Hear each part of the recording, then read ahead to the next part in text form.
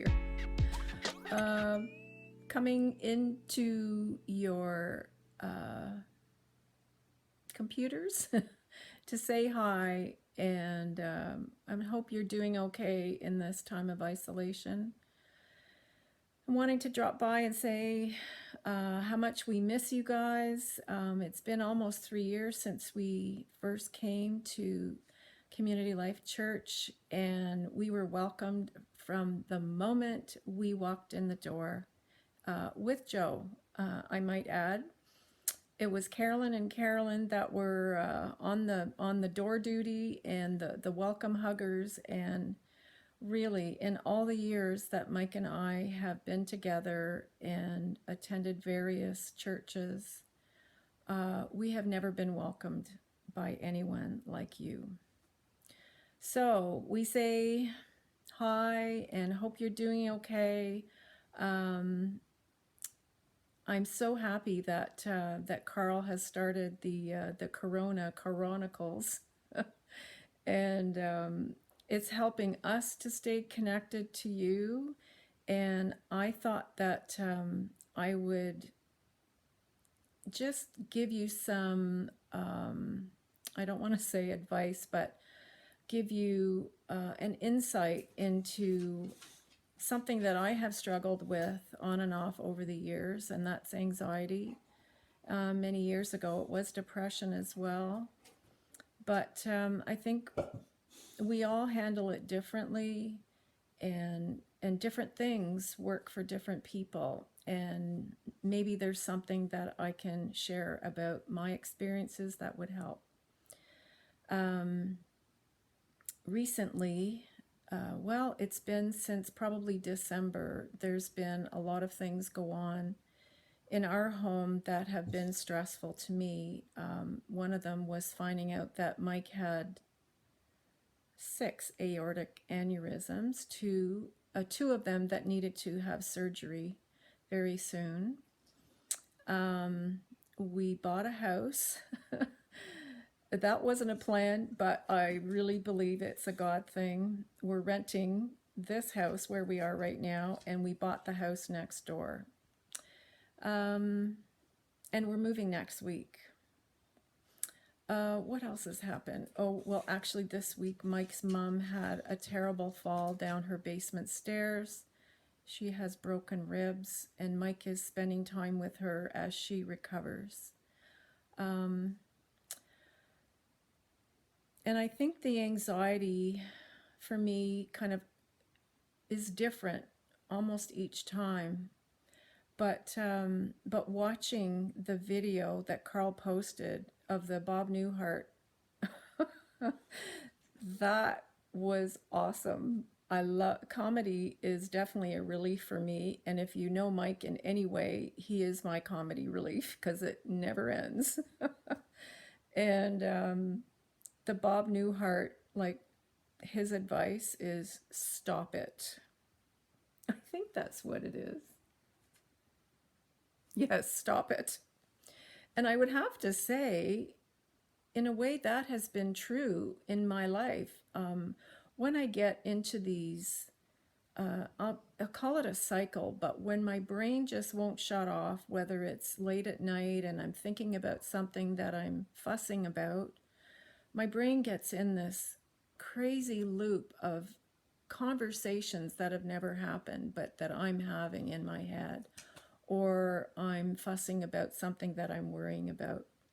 Something that I was worrying about was my daughter-in-law. She's an emergency room doctor, and all that's going on with COVID, and she and my son, they have 3 children, and anyway, so that's a mom grandmother thing.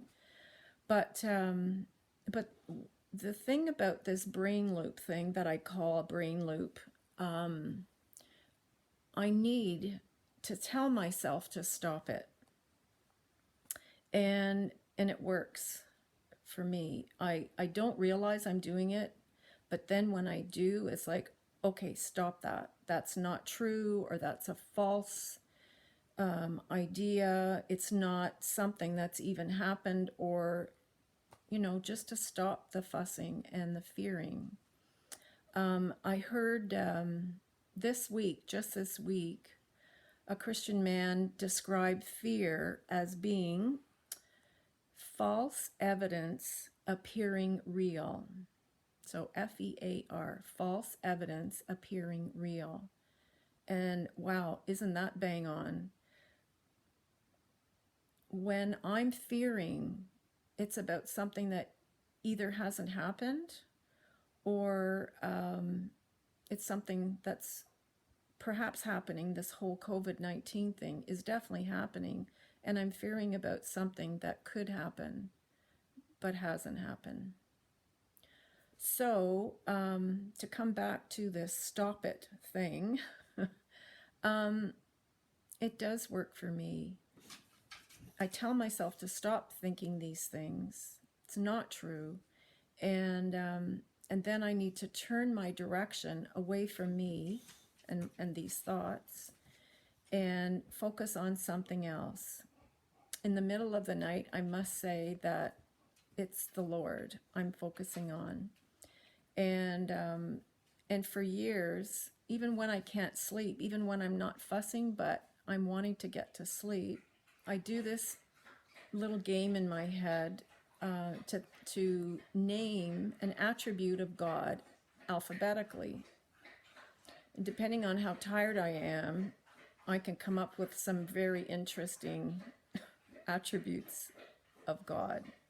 Okay, so for example, starting with A is Almighty. I mean, these are just my words. You can make up whatever you like. So I'm focusing on that God is Almighty. And B, He's beautiful. C, in fact, the other night I couldn't think of a C. At first I said cute. I know, silly, but and then I thought coming King. Anyway, let your imagination run with that. But what I find 99% of the time is I fall asleep somewhere in the alphabet because I'm rolling around in my mind trying to think of something that starts with a letter that I'm stuck on. I'm sure you get my drift. And I find that really helpful. It takes my mind off whatever it is I'm fussing about and focus on the Lord. During the day, it's not so much that way. During the day, I like to go for walks, get outside. It has been hard in our little village here in Merrickville. It has been quite pleasant to get out for a walk, and you see people walking their dogs as well, and we just keep a distance and kind of say hi from the other side of the street, and it's just nice to get some air and get out. I need to keep active in some way. That helps with anxiety for me.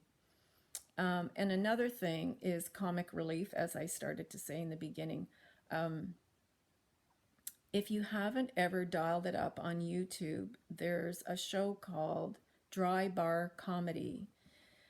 The comedians they don't swear. It's actually filmed in some kind of stage atmosphere with no alcohol.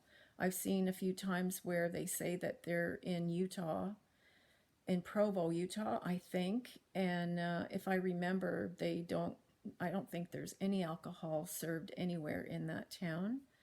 But anyway, the comedians are excellent and some funny, really funny.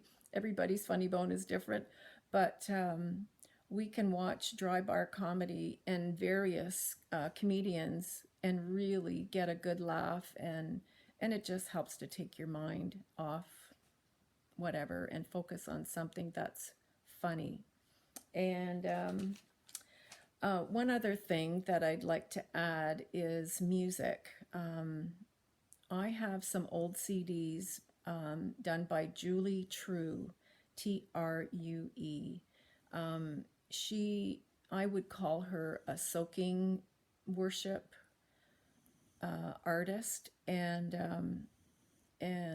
I can listen to her CD and I feel like everything just gets dialed down. It's just beautiful, and I just feel God's presence when I listen to her singing and her beautiful lyrics. So that's it for now. Mike is not here. As I say, he's with his mom. She's in recovery mode, and it's going to take a while for broken ribs to heal. But we're thankful that we're here. She's only about 4 blocks from us here, and excuse me, we're as I say, moving next Thursday. We're moving next door, and we're hoping when all the COVID thing is past that I was originally hoping we'd be in Graminan by June. It may be July now, but anyway, however things turn out, we really look forward to seeing you all again. Thanks, Karl, for doing this. And we bless you all and love you all. Bye.